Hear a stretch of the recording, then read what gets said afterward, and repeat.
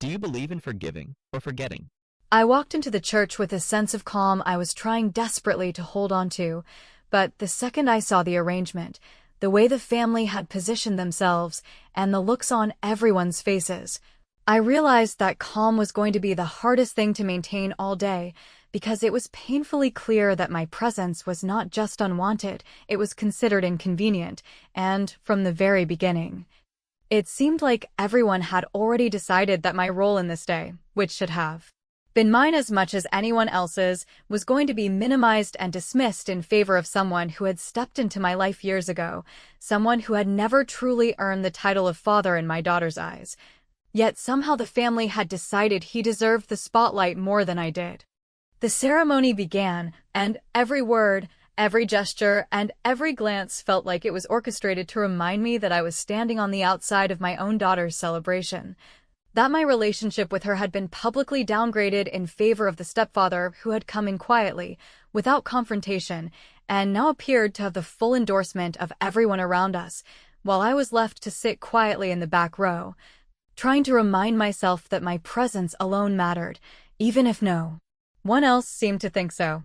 I could feel the heat rising in my chest as I watched her smile at him, the way she had been trained, or perhaps encouraged, to see him as the pillar of this new family dynamic, the one she owed respect to, the one who had supposedly done everything right. While my contributions, the years I had spent raising her, guiding her, sacrificing for her happiness, were being erased in real time, and yet I did not stand up, I did not argue, I did not interrupt because I knew, even then, that anger alone would not give me the satisfaction I wanted, that silence and observation could be a far more powerful tool in the long run if I played my cards right. When the officiant began speaking, I could barely hear the words over the pounding in my ears, each phrase underscoring the subtle ways in which my role had been intentionally diminished. And I caught glimpses of the family members exchanging approving nods and smiles aimed at the stepfather, almost as if to say to each other, "We got this right. We know who belongs at the center of this family," while I sat in the back, invisible and yet acutely aware of every movement, every whispered comment, every hand squeezed in admiration for someone who had never carried the weight that I had carried, someone who had stepped in late and suddenly became the face of authority and affection. And I realized that the only way I was going to get through this day without making a scene was to bury my frustration, tuck it deep inside, and let my mind start spinning, quietly plotting how I could turn the tables later, without anyone realizing what had happened until it was too late. The vows were exchanged, the smiles were shared, and the applause thundered through the hall, directed almost entirely at him, while my daughter, sweet as she was, never looked my way once, not in the way a child might glance at a mother for reassurance, support, or even acknowledgement, and that absence hit me harder than any insult could have, because it wasn't that she hated me or resented me, it was that she had been subtly, persistently, convinced that her loyalty belonged somewhere else, that the person who had no real claim to her respect had somehow earned the right to overshadow the woman who had given her everything from day one. And yet as I watched, I forced myself to stay seated, to keep my expression calm,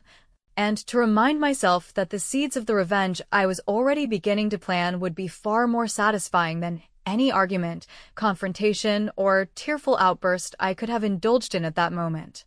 By the time the ceremony ended and the couple walked down the aisle together, my hands were clenched so tightly I could barely feel them, but I did not move, I did not interrupt, I did not rise to take what was mine.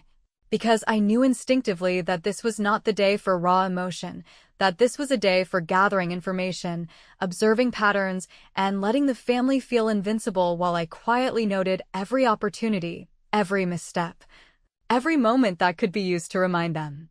later that ignoring me had consequences far beyond embarrassment, and I could already see the cracks forming in the facade of certainty that the stepfather and my family wore so comfortably, small, but telling details that would give me leverage later, when the moment was right. And as the wedding party moved to the reception, with everyone else laughing, clinking glasses, and congratulating the newlyweds, I stayed in the back, drinking in every look of smug satisfaction, every whispered comment, Every polite nod aimed at the stepfather while they ignored me completely, and in that moment, I realized with clarity that the satisfaction I would get would not come from making a scene today. It would come from a long game, one carefully plotted, executed with precision, and designed so that by the end, they would finally understand that the woman they had tried to erase from their celebration was far more formidable than anyone had imagined, and I would not need to yell, I would not need to confront. I would simply let them make the mistakes that would hand me victory while they were too blinded by arrogance to notice. After the ceremony, when the applause had faded and the newlyweds were swept away by congratulations and photographs, I remained seated at the far end of the reception hall, my body aching with a tension I could not release. Because every glance around the room reminded me that nothing had changed, that the invisible line drawn around me by the family and the stepfather's calculated presence had not moved even an inch, and the sting of watching my daughter beam at him, laugh at his jokes, and hang on his every word instead of acknowledging me in any meaningful way, was gnawing at my chest with a slow, relentless insistence that I had to suppress if I wanted to survive this day without making a scene that would be remembered for the wrong reasons. I could see the small clusters of family members whispering, leaning in close to admire the stepfather, complimenting him on his composure, on the way he had somehow taken control of the entire event, and every smile directed at him, every nod of approval, was a reminder that they had completely rewritten the rules of our family, that they had erased the years I had spent being the constant presence, the person who had stayed when it was hard, who had guided and protected my daughter. And yet I stayed silent because I knew that immediate reaction would be weak, that it would satisfy no one, and that the revenge I wanted would require patience, observation, and a strategy that no one, not even my daughter, could anticipate until the moment of truth arrived. The food was served, the toasts began, and I watched as everyone leaned forward, hanging on words that were not meant for me, watching the stepfather take credit for things he had not done, as if the history of this family could be rewritten in one afternoon. And somewhere in the middle of the laughter and polite clinking of glasses, I felt my phone vibrate in my purse, a subtle insistence I almost ignored because I did not want to break my careful composure, and when I finally glanced down, I saw the display of my daughter's name flashing again and again, accompanied by more notifications than I could count. 22 voicemails, each one dripping with desperation and emotion. Each one a sobbing reminder that she needed something from me she was too proud or too frightened to say aloud in front of everyone else, and the weight of those messages pressed against my mind, forcing me to reconcile the fact that the girl I had raised was already trapped in a web woven by others, and that it was going to take all of my cunning and patience to help her while also reclaiming what had been stolen from me. I did not answer immediately, because every instinct screamed that if I reacted too quickly, if I simply picked up and reassured her, I would be pulled into the panic, the guilt, the chaos she was feeling. And it was precisely this storm of emotions that I needed to understand and leverage in order to make my next move not only effective but unforgettable, so I let the messages accumulate while I observed. While I listened to the conversations around me, noting the arrogance in her father's new partner, the casual dismissal from extended family members, the subtle smirks and glares that had been planted long before today, and I realized that every small detail, every careless word, every assumption of superiority would become a weapon in my arsenal when the time was right. By the time the speeches began, I had cataloged dozens of moments, tiny cracks in the perfect image they were projecting, and I started to piece together a plan, silent and meticulous, one that would allow me to turn their overconfidence and carelessness against them. And as I watched my daughter inch closer to tears during one of the toasts, whispering into her hand that she could not take it, that she felt abandoned, I recognized that the window for influence was narrow, that I needed to act with precision, and that her pleading, though painful, would ultimately guide me to the most effective way to reclaim both my dignity and her trust, because the truth was that no apology, no expression of frustration, no confrontation today would compare to the impact of a carefully orchestrated reversal that would be remembered long after the reception ended. I remained in my seat, silent, observing, feeling every word, every gesture and every nuance of control slipping from the stepfather's grasp even as he believed he had won. And I understood with a clarity that was almost terrifying that the revenge I was already envisioning would not only restore my standing in my daughter's eyes, but also expose the hollow confidence of those who had sought to diminish me, and that the satisfaction would be far sweeter than any argument, any tear, any confrontation I could have mustered, because it would be delivered on their own terms, in a way that left them no room to deny it, no way to claim innocence, and no ability to recover once the truth of their overreach became undeniable. By the time the reception began to wind down and the music played softly in the background, I had already begun the first moves of a plan that was deliberate, patient, and unstoppable, and, though I had not spoken a word, I felt an unshakable sense of control settle over me, knowing that the seeds planted today, combined with the raw vulnerability and fear expressed in 22 desperate voicemails, would allow me to shift the power dynamic completely. And that by the end of this unfolding drama, everyone who had assumed they had the upper hand would finally understand that the woman they had tried to erase was far more capable, far more cunning, and far more deserving of respect than anyone had imagined. By the following morning, the weight of the previous day had not lifted, and instead of relief, a creeping tension filled the air, because my daughter's voice messages had multiplied, each one more desperate than the last, each one trembling with fear, frustration, and the quiet accusation that she could not say aloud. And as I listened to the first few, I realized that beneath the sobs, beneath the pleading, there was a raw, unfiltered need for clarity and guidance, a silent acknowledgement that she had been maneuvered into a corner where she felt powerless, and that if I reacted impulsively, if I simply reassured her or chastised the family, it would only validate the narrative they had been constructing for years. The narrative that her stepfather was the one in control, the one whose approval mattered, while I was merely an observer, a remnant of a past they had collectively decided to minimize. And I understood immediately that the first act of meaningful influence would require patience, observation, and the strategic use of restraint, because in this family, chaos had been weaponized, and responding to emotion without strategy would play directly into their hands.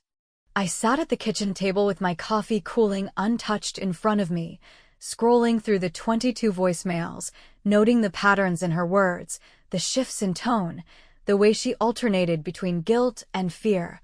And as I began piecing together what each message revealed about her state of mind and the influence the stepfather had managed to assert over her, I realized that the path to regaining both her trust and my own presence in her life would not be a sudden confrontation. It would be a careful, deliberate series of actions designed to gradually dismantle the false narrative, to give her back agency without her even realizing I was guiding her, and to plant seeds that would eventually bloom into a scenario where her recognition of loyalty, fairness, and truth could no longer be denied or ignored by anyone involved. Throughout the morning, I made small, seemingly inconsequential decisions that were anything but arranging meetings, sending texts, and initiating conversations that appeared casual, harmless, even neutral, while in reality each move was calculated to observe reactions, to test boundaries, and to gently expose the overconfidence of the stepfather, whose arrogance had been cemented by the family's unquestioning admiration during the wedding. And I watched with quiet satisfaction as his composure began to show tiny cracks, subtle flinches, and hesitations, responses so minor they would have been invisible to anyone less focused, yet for me, they were evidence that the first layer of influence was taking hold, that the family's perception of invincibility was beginning to falter, and that by remaining calm, methodical, and patient, I could orchestrate the next steps with precision and confidence. By mid-afternoon, my daughter's text messages began shifting in tone, her desperate pleading replaced by short, hesitant questions, and even though each one still carried the weight of fear, they were underlined by curiosity, uncertainty, and the implicit acknowledgement that my perspective was necessary, that she could not rely solely on the stepfather, whose control had been carefully built but was now showing inconsistencies, gaps, and vulnerabilities I had already identified. And I realized that at this point, Every word I chose, every suggestion I made, would be instrumental in shaping her understanding, in guiding her toward reclaiming her own voice, and that patience, silence, and careful guidance were far more powerful than confrontation or argument could ever be. Late in the day, when the house had quieted and I was able to sit with her through the phone, I let her talk, allowed her to unravel, to speak the fears she had buried throughout the ceremony, to reveal the ways she had felt manipulated, diminished, and confused by a family system that had elevated the stepfather to a pedestal that never belonged to him. And as she spoke, I resisted the urge to interrupt, to validate her emotions with my own anger, because I understood fully that letting her feel the truth on her own, supported by my calm presence and careful questioning, would give her the realization that she had been misled in ways she could not yet articulate, and that by the time she finished, exhausted and emotionally raw, she would be primed to accept guidance that would allow me to subtly but decisively reclaim influence over both her and the narrative the family thought they controlled. By the evening, after hours of listening, questioning, and carefully guiding her without revealing the full scope of my plans, I could sense a shift, subtle but undeniable, in both her confidence and her perception of those around her. A tentative reclaiming of agency and awareness, and though she was still fearful of the consequences of openly challenging the stepfather, I knew that the cracks had begun to widen, that the family's overconfidence was no longer unshakable, and that the groundwork I had quietly laid throughout the day had positioned me to move forward with precision in the days to come, ensuring that every subsequent action would not only be emotionally satisfying, but executed with a brilliance that would leave the stepfather and anyone who had underestimated me scrambling to understand what had happened only after it was too late. By the time the next morning arrived, I had spent hours planning every interaction I could orchestrate over the coming days, analyzing who held influence over my daughter and who had merely been complicit in elevating her stepfather to a position of authority that never belonged to him. And as I sat quietly in the living room, reviewing my notes and thinking through the timing, I understood that the first tangible move had to be subtle, precise, and emotionally charged enough to register both with my daughter and the family without alerting anyone to the deliberate strategy one was about to initiate, because anything overt would be dismissed or attacked, and patience was the currency I needed more than confrontation, which had been exhausted during the wedding and left me with nothing but frustration and suppressed fury. So I carefully composed a message to my daughter that was simple, yet strategically worded, designed to acknowledge her emotions without feeding into her fear, and to position me as the anchor she could rely on, the one person whose guidance she would need to navigate the aftermath of the ceremony, while the stepfather's projected dominance still lingered over the family's perception.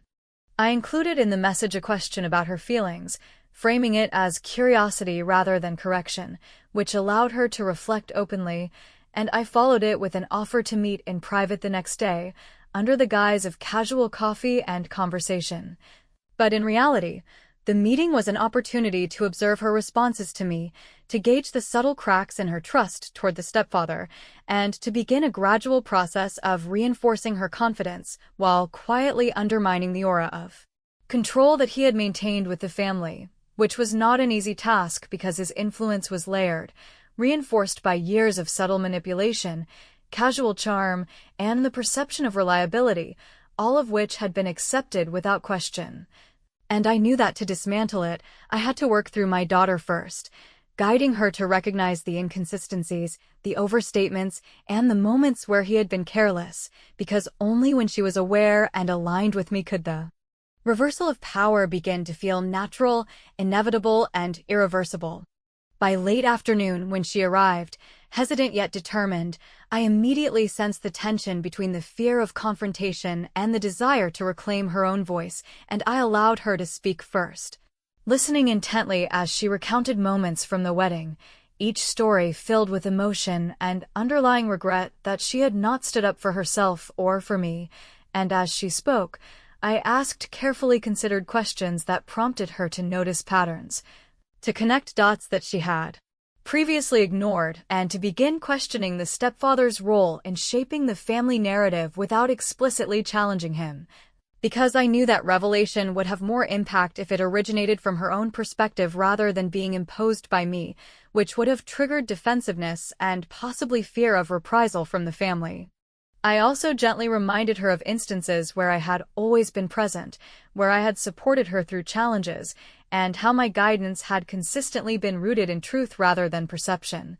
carefully framing my words so that she would start to realize that the loyalty and reliability she had credited to her stepfather were not inherent qualities, but carefully constructed impressions designed to elevate him above the people who truly cared for her. And as she began to acknowledge this, quietly, tentatively, I saw her posture shift, her voice steady slightly more with each admission, her questions more direct, her hesitations slowly replaced by a determination to reclaim agency she had been taught to doubt.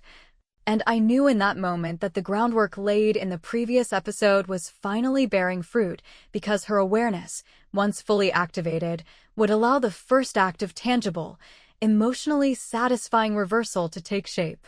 By the evening, after several hours of discussion, careful reflection, and subtle psychological maneuvering, I could sense the transition had begun. My daughter was no longer merely reacting to the environment shaped by the stepfather and the family. She was beginning to form her own perspective, to recognize the manipulation that had gone unchecked, and to understand that she had a choice in how to respond. And though she still felt trapped in many ways, the seeds of empowerment had been planted, and as she left, the tentative agreement to follow my guidance gave me the confidence that the next steps, which would involve small but impactful reversals designed to challenge the stepfather's authority in ways he could not anticipate, would proceed with precision, subtlety, and, ultimately, a sense of emotional brilliance that would leave everyone involved astonished and forced to acknowledge the truth that had always been obvious to me but hidden from the family by appearances: arrogance and the careful cultivation of false hierarchies. By the time the weekend arrived, the entire atmosphere within the family had shifted subtly yet undeniably, because the careful seeds I had planted over the preceding days were beginning to grow into tangible, observable changes that no one except my daughter and I fully understood, and I knew that this was the moment to execute the final, decisive series of actions that would not only secure her trust and agency, but also deliver a reversal so sharp that the stepfather and everyone who had supported him without question would be forced to confront the consequences of their own arrogance and blind loyalty. And while it would have been tempting to act immediately after the wedding in a burst of emotion, I understood that true power was exercised through timing, observation, and manipulation of perception rather than through overt confrontation, because acting too soon would have been noticed, dismissed, or resisted, whereas a patient, deliberate move would appear organic, inevitable, and beyond reproach. I began by guiding my daughter to assert herself in small but strategic ways, starting with subtle, public corrections of information she had previously accepted without question, and as she navigated conversations with family members, her tone calm but confident, I could see the stepfather's expression shift ever so slightly, his usual composure rattled by the recognition that his influence over her was no longer unassailable, and I continued to feed her observations, framing them as questions or casual remarks that encouraged her to analyze his behavior critically, to recognize the patterns of overreach, manipulation, and self-serving decisions that he had relied upon to maintain his elevated status. And by the late afternoon, the effect was tangible, because other family members began noticing her newfound assertiveness, questioning his assumptions, and even challenging the casual dominance he had exercised without opposition for years. Throughout the day, I orchestrated interactions that allowed her to experience small victories without overtly appearing coordinated, ensuring that each moment built confidence, created friction with the stepfather, and highlighted the discrepancies in his character while maintaining the appearance of natural family dynamics. And I watched as subtle shifts in body language, hesitation in speech, and repeated microfailures began to erode the image of control he had carefully cultivated, which was deeply satisfying, because it was not just about reclaiming my own dignity or authority, but about empowering my daughter to realize that she, too, had the right and capacity to set boundaries, demand respect, and challenge narratives that had been imposed upon her for years, and that realization was a quiet, potent form of revenge that required no spectacle or confrontation to be effective. Later, I introduced the final piece of the plan, a carefully constructed revelation that exposed inconsistencies in his accounts of past decisions, financial contributions, and family commitments. And I allowed my daughter to present the evidence herself in conversations with extended family, framing it as her own discovery rather than my instruction, which magnified the impact exponentially. Because it simultaneously validated her perspective, undermined the stepfather's credibility, and shifted the perception of control in a way that was irreversible once witnessed by others, and the precision of the timing, the deliberate sequence of subtle manipulations, and the layering of insight, observation, and empowerment created a moment where his authority could no longer be taken seriously, not through confrontation, humiliation, or argument, but through undeniable clarity, logic, and the quiet assertion of truth. By the evening, after hours of careful guidance, observation, and patient orchestration, I could see that the final shift had occurred. My daughter was standing on her own, confident, clear, and assertive, her voice carrying weight that had been absent the day before, and the stepfather, along with those who had reinforced his control, were forced to acknowledge, consciously or subconsciously, that the previous hierarchy had been dismantled, not through chaos, anger, or public spectacle, but through meticulous, strategic, emotionally intelligent action that left them unable to respond with defensiveness or blame without exposing their own failures. And as I watched her navigate the final interactions, poised, articulate, and empowered, I felt a quiet, profound satisfaction, because every subtle action, every withheld comment, every carefully timed suggestion had contributed to a reversal that was brilliant in its precision, inevitable in its logic, and deeply gratifying in its emotional resonance. And as she later called to express her relief, gratitude, and the new sense of control she felt, I understood fully that the plan had worked flawlessly, that the family dynamics had shifted in a way that would last,